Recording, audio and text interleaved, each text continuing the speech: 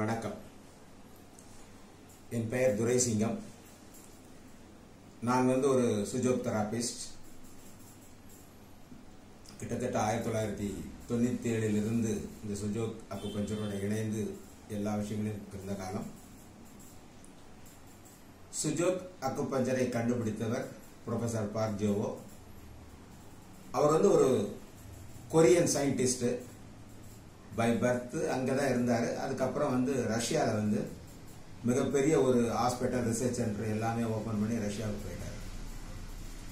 இன்றைக்கு இந்த சுஜோக் பதிவு செய்யப்பட்ட ஒரு அமைப்பு. இந்த புத்தகங்கள் எல்லாமே பதிவு செய்யப்பட்டது, எல்லாமே காப்பிரைட் எல்லாமே இருக்கு. இது இருக்கக்கூடிய விஷயங்களை யாருமே எடுத்து எதுவும் பண்ண முடியாது. அந்த அளவுக்கு அவர் எல்லாமே பண்ணி வச்சுட்டு போயிருக்காரு. 2010 ப்ரொஃபசர் மறைவுக்கு பிறகு அவர் முதல்ல கொரியன் அசோசியேஷன் வச்சிருந்தது. அவர் இறந்ததுக்கு அப்புறம் 2012-13 எல்லாமே அந்த ஒரு ஃபார்மேஷன் கொண்டு இன்டர்நேஷனல் சுஜோக் அசோசியேஷன் ஃபார்ம் பண்ணி ப்ரொஃபசரோட பெரிய சன் மின்சுவல் பார்க் தான் அதுக்கு தலைவராக மாறினார். பொறுப்புகள் எல்லாம் எடுத்து பண்ண ஆரம்பிச்சாங்க. அதுக்கு முன்னாடி வரைக்கும் சுஜோக் படித்தவர்கள் எல்லாருமே அவங்க போல விருப்பம் போல கிளாஸ் எடுத்துக்கிட்டு இருந்தோம். ஏன்னா எங்களுக்கு அந்த உரிமை இருந்து எடுத்துட்டு இருந்தோம். 2015க்கு பிறகு ஐஎஸ்எஸ் இன்டர்நேஷனல் சுஜோக் அசோசியேஷனால் இதை கட்டுப்படுத்த வேண்டும் என்றதற்காக ஒரு அமைப்பாக்கி ட்ரைனிங் கொடுக்க ஆரம்பிச்சாங்க. டிடிசி அப்படின்னு ஒரு ட்ரைனிங் கொடுக்க ஆரம்பிச்சாங்க. அந்த பயிற்சியின் மூலம் அவர்களை எல்லாருமே ஆசிரியராக தகுதிப்படுத்திக் கொள்ளக்கூடிய வாய்ப்பை அவர்கள் கொடுத்தாங்க. அந்த டிடிசியில முதல் பேசிக் கரஸ்பாண்டன்ஸ் படிக்கிறதுக்கான ஒரு அங்கீகாரம் கொடுத்தாங்க. அதுக்கு பிறகு அதுல இருந்து செகண்ட் மெரிடியன் சுஜோக்கி என்று சொல்லக்கூடியது லெவல் 2 அந்த வகுப்பு அதுக்கான ஆசிரியர் பயிற்சிக்கு கொடுத்தாங்க.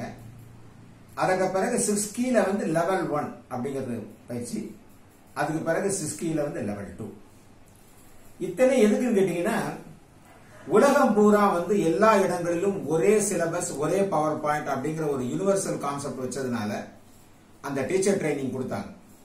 டீச்சர் ட்ரைனிங்கோட மெயின் நோக்கம் என்னன்னா, எந்த கண்ட்ரியில எந்த இடத்துல சுஜோக் எடுத்தாலும் ஒரே சிலபஸ் ஒரே மாதிரி இருக்கணும் அப்படிங்கிற ஒரு குறிப்புக்காக எடுக்கப்பட்ட ஒரு விஷயம். இன்றைக்கு தமிழகத்தில் பேசிக் எடுக்கக்கூடியவர்கள் கிட்டத்தட்ட ஒரு 30-40 பேருக்கு பதிவு பெற்ற டிடிசி பதிவு பெற்றவர்கள் இருக்காங்க. லெவல் 2 படித்து அந்த லெவல் உள்ள டீச்சர்கள் ஒரு 20-30 பேருக்கு இருக்காங்க. லெவல் 3 படித்தவர்கள் ஒரு 10-15 பேர் இருக்காங்க. ஆனா சுஜோக் லெவல் 2 லெவல் 4 இந்த சொல்லக்கூடிய சிஸ்கி 2 பொறுத்த வரைக்கும் நான் ஒரு ஆள் தான் ட்ரெயின் ஆகியிருக்கேன். எனக்கு பிறகு இன்னும் யாரும் ட்ரெயின் ஆகல. ஏன்னா அதுக்கு ஒரு வாய்ப்பு கிடைச்சுன்னா அந்த வாய்ப்பு நாக்பூர்ல நடந்தா நாக்பூர்ல போய் அட்டன் பண்ணிட்டு வந்தேன். ரொம்ப ஒரு மகிழ்ச்சியான விஷயம். ஏன்னா இன்றைக்கு தமிழகத்திலே பரப்பக்கூடிய விஷயம் என்னன்னு கேட்டீங்கன்னா, சுஜோக் என்பது ஏதோ கையில ஒரு விதையை ஒட்டினா முடிஞ்சு போய் நினைக்கிறாங்க. இல்லை, சுஜோக் ஒரு அற்புதமான ஒரு கலை, சாதாரண கலை, அற்புதமான கலை. சுஜோக்ல 6 கீ அப்படின்னா என்ன கேட்டீங்கன்னா 6 சக்திகள் சொல்லுவாங்க. எல்லாம் 5 எலிமெண்ட்ஸ் தியரி பிள்ளை இவங்க பேசுவாங்க. பட் ப்ரொஃபசரோட கான்செப்ட் பாத்தீங்கன்னா 6 கீ கான்செப்ட். 6 கீ என்ன கேட்டீங்கன்னா ஹீட் அண்ட் ஹாட்ங்கிறது 2ஆ பிரியும், வேற ஒன்றும் கிடையாது. அதுதான் கான்செப்ட். அது மட்டும் இல்லாமல் அந்த ஆர்கன்ஸ் எல்லாமே ரொம்ப அழகான அமைப்புகளாக அவர் கொடுத்திருப்பார். அதனால சுஜோக்ல ஒவ்வொரு லெவல்லையும் நம்ம ரொம்ப எளிமையாக சிகிச்சை பண்ணக்கூடிய அளவுக்கு வாய்ப்புகளை ப்ரொஃபசர் ஏற்படுத்தி கொடுத்திருந்தார் அதை படிப்பவர்களுக்கு. இன்றைக்கு தமிழகத்தில் நிலைமை என்னன்னு கேட்டா ரொம்ப வருத்தமா இருக்கு. எங்க பார்த்தாலும் நான் விதையை ஒட்டிட்டு முடிஞ்சு போச்சுன்னு சொல்றாங்க. இல்லை, விதை ஒட்டுவது என்பது ஒரு தீர்வு கிடையாது. ஆனால் அந்த விதையிலும் கூட ப்ரொஃபசர் சொல்லியிருக்கக்கூடிய விஷயங்கள் எல்லாம் கூட மறுக்கப்பட்டு மறைக்கப்பட்டு அவர்கள் ஏதோ கண்டுபிடித்தது போல அவர்கள் எல்லாம் நிறைய வேலை அவங்க பண்ணிட்டு இருக்காங்க. அது வருத்தமான விஷயமா இருக்குது. சுஜோக் சீட் தெராபி என்ற ஒரு புத்தகத்தை, நீங்க ஆங்கில புத்தகத்தை படித்து பாருங்கள். அப்பதான் உங்களுக்கு தெரியும். விதை சிகிச்சையோடு ஒரு பார்ட் ஆஃப் கரஸ்பாண்டன்ஸ், ஒரு பார்ட்டே தவிர அதுவே முழுசு என்பது எங்கும் கிடையாது அப்படிங்கறத நாம புரிந்து கொள்ள வேண்டிய ஒரு காலகட்டத்தில் நாம் இருக்கின்றோம். சுஜோக்கை பொறுத்தவரையிலே உண்மையாக சொல்லிக் கொடுக்க வேண்டும் என்று சொன்னால் அதனுடைய அடிமட்டத்தில் இருக்கிற எல்லா லெவலையும் சொல்லிக் கொடுக்கணும். ப்ரொஃபசர் சுஜோக் என்ற பேர் ஏன் உபயோகப்படுத்தினா கேட்டீங்கன்னா, சு என்பது கை, ஜோக் என்பது கால். சுஜோக் இது கொரியன் வார்த்தை. கொரியன் வார்த்தையில் அந்த தெராபி அவர் கொரியனா இருந்த போது கண்டுபிடித்தனால சுஜோக் என்ற பெயரை பயன்படுத்தினார். இந்த சுஜோக் தெராப்பியை பொறுத்தவரையிலே இதனுடைய ஒரிஜினேட்டர் எல்லாமே வந்து ப்ரொஃபசர் பார்ஜுவா மட்டுமே. பலர் வந்து அதை காப்பி அடிச்சு வேற மாதிரிலாம் பண்றாங்க. அதெல்லாம் வந்து ஒரு சரியான கருத்துக்களாக எனக்கு தோற்றவில்லை.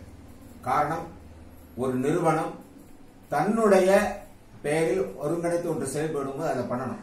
ஏன்னா இந்த வீடியோ பார்க்குற பல பேர் வந்து சுஜோக் பிராக்டிஸ் பண்ணலாம் இருந்தா கூட உங்களுக்கு கொடுக்கக்கூடிய ஒரே ஒரு வேண்டுகோள், நீங்களும் வந்து அந்த சுஜோக்ல வந்து வாங்க. இந்த மாதிரி இல்லை, ஐஎஸ்ஐ இருக்கிறவங்களுக்கு இந்த மாதிரி உறுப்பினர் கார்டு கொடுக்குறாங்க. இதுதான் ஐஎஸ்ஐ இருக்கிறவங்களுக்குள்ள ஒரு அடையாள சின்னம். உறுப்பினர் கார்டு இருக்கு ஐஎஸ்ஐல. மெம்பர்ஷிப் கார்டு வந்து மிக மிக முக்கியம். இதுதான் சுஜோக்கோட மெம்பர்ஷிப் கார்டு. மெம்பர் ஆகுங்க. மெம்பர் ஆகி நீங்களும் அந்த டிடிசி ட்ரைனிங் போங்க, நீங்களும் லெக்சர் ஆகுங்க, நல்லபடியா சுஜோக் ஸ்ப்ரெட் பண்ணுங்க. நான் வேண்டாம்னு சொல்லவில்லை.